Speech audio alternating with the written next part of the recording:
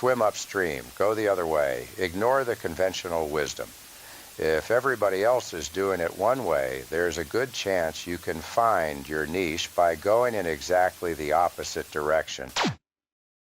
That's one of the 10 rules of how Sam Walton built Walmart into the biggest retailer in the world and became, by his death, the second richest person. If you do the average actions, you can expect average returns. This is true for all industries, including mining royalties. Royalties looks like a niche corner at the intersection of mining and finance, but they're built on the same supply and demand dynamics that shaped retail. Here's how the average fund does its business, the very crowded end of the market. But there's also an apparently untapped niche. The reason why this company has the potential to dramatically outperform the average. Sure, disclaimer, I'm Andy. I'm sharing my personal journey in early stage investments, and everything what I'm saying here is, the kind of stuff that I find, and I'm happy that I have the opportunity to talk to so many great people. But please don't take anything what I'm saying as investment advice. Everything is my personal opinion and my findings, and you should definitely do your own research. Stock investment is risky. You can lose everything. And I do this video with the MK Investment Conference, and I'm compensated for that, not by the company itself, but I think you should still know that. And let's get back to the video. Let's dive into how typical mining funds invest into royalties. Let's define a royalty very quickly. So a royalty basically is you give a one-time payment, and then you can secure them usually with the project itself. So if the company goes bankrupt, whatever, you're not interested in that. Whenever that goes into production, you're going to get paid for it, one-time payment. Everybody else has to do all the expenses on the projects. Private equity royalty investors all follow the same playbook: big checks, late stage, and limited commodities. So what happens if you don't need 20 million, but just 2? Private equity won't even pick up the phone. Most of those groups can't do anything that's like under 10 million bucks. I'd argue probably maybe under $20 million. So their capital doesn't trickle down to smaller deals. It concentrates at the top, and stage is non-negotiable. PE waits until a project is already de-risked. So private equity groups, typically can only invest in stuff that has a PFS. And it's like a hard stop, for most of them, almost all of them. It means there's demand for royalty financing earlier in the curve, but the big money won't touch it. That gap seems to be wide open. Next, commodities. The money follows what's been familiar for decades: gold and silver. Most of the precious metal, or most of the royalty groups out there are precious metals focused, have been forever, gold, silver, and they continue to be.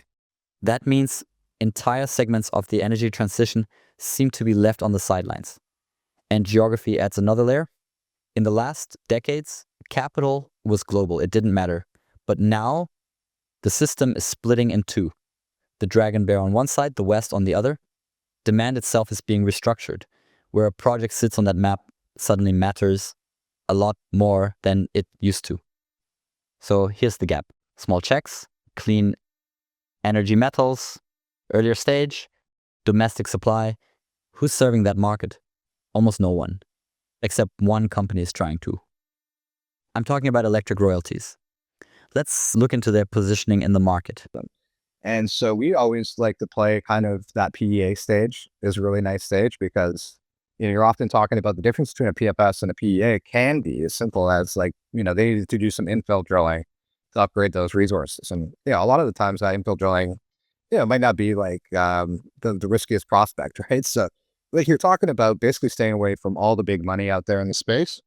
And so we have very little competition from that point of view.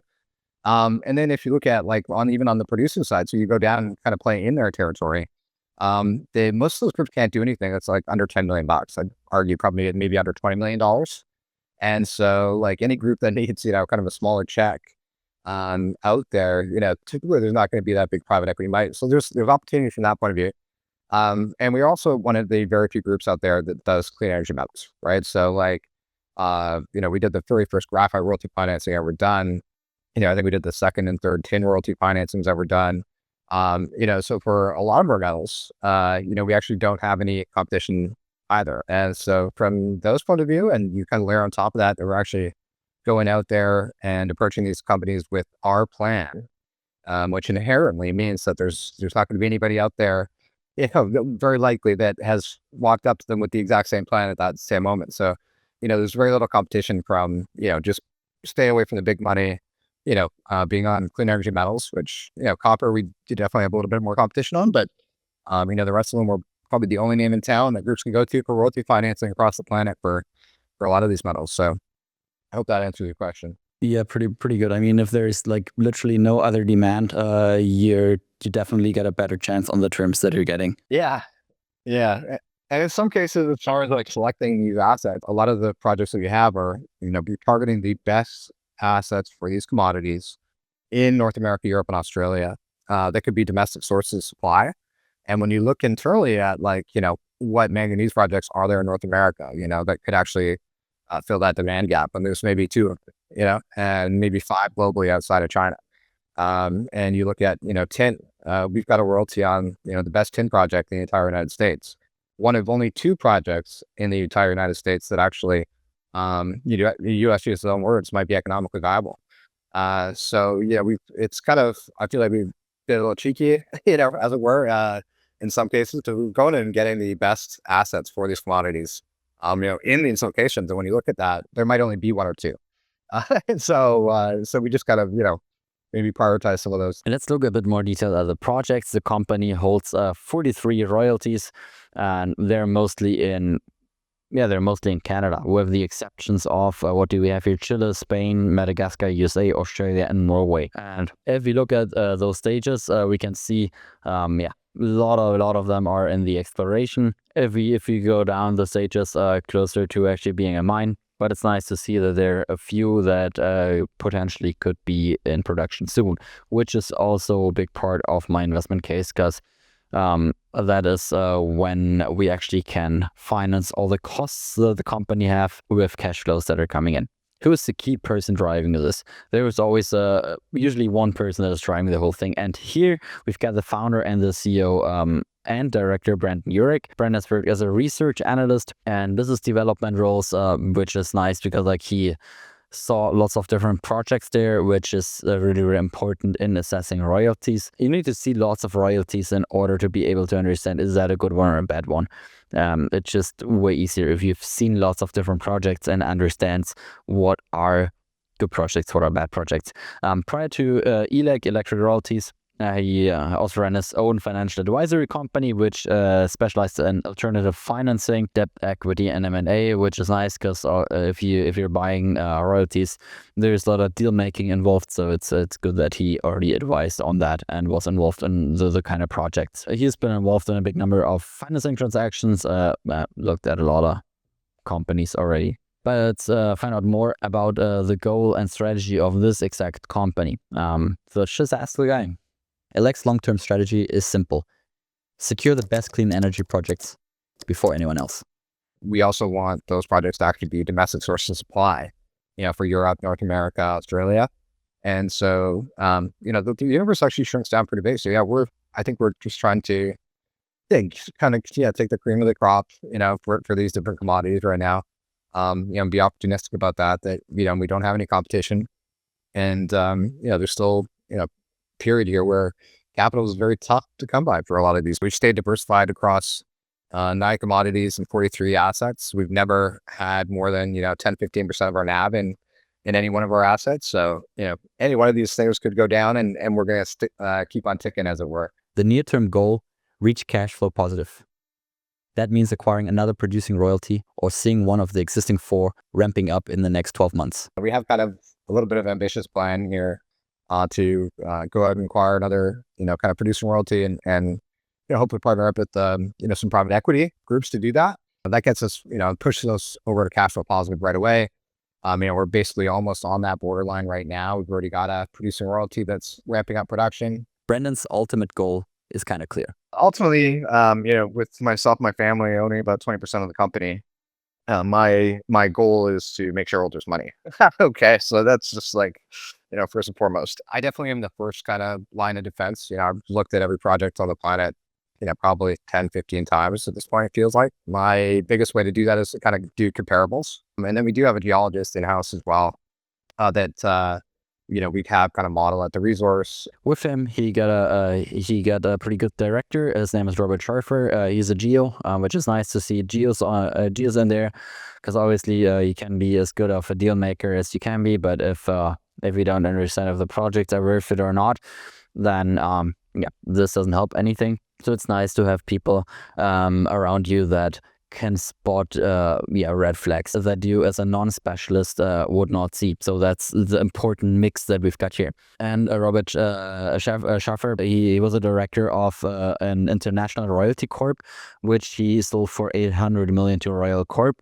So this is amazing because we've got a person here that basically already did what the goal of this company somehow is. And it's nice because with that, he got Robert on his side, which is who has seen a lot of royalties for sure, and a person that knows all the stepping stones that might be in the way. And it's always good to have the person around. We usually bring somebody in specialized, kind of depending on what the asset is, but in the final stages, it's like a producing operation, then look to bring on somebody on the engineering side, maybe the processing side.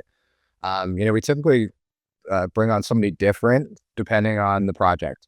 But we also have like advisors on our team, guys that have been in those spaces. Like we have Greg Bose from Northern Graphite. He was there for 15 years, still there as the chairman, and he knows graphite probably better than anybody I know. If you look at the incentives, I think it's pretty good to see. Brandon and his family, they got like 18% of the company, which is nice. And we've also see Stefan Gleason in there, is also a director with a big share. This is very good because like he actually gave the company a big interest-free loan to build up the portfolio. So we've got a person here with money that is really making sure that the company advances, and is for sure a driving force behind that.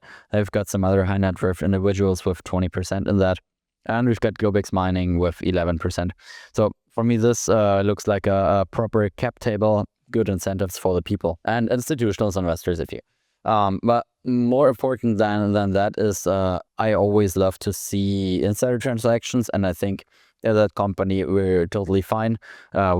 We only see buy transactions, which is exactly what we want to see. People putting their own money in, using if we as investors lose money. One very important thing, we've heard about the milestones, but this company cannot pay the costs that they have yet with their royalties, with the royalty income.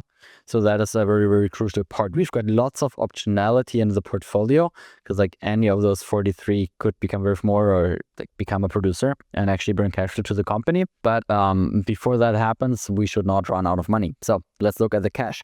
Cash of June 30th was just at 73,000. And if I look at the financial statements for the 3 months before that, they had a spend of 450,000. So just looking at that and extrapolating that, the company should not be here today, but they are. So let's ask Brandon what he's done with the company and how they're getting ahead in terms of cash and the milestones. We've actually just brought in a new back office group, so it's going to cut our G&A even down further. But I think we're going to be under $1 million this year over the next 12 months. And if you look at our peers, I mean that's 1/5 of where our peers are trading at. We've already got a producing royalty that's ramping up production.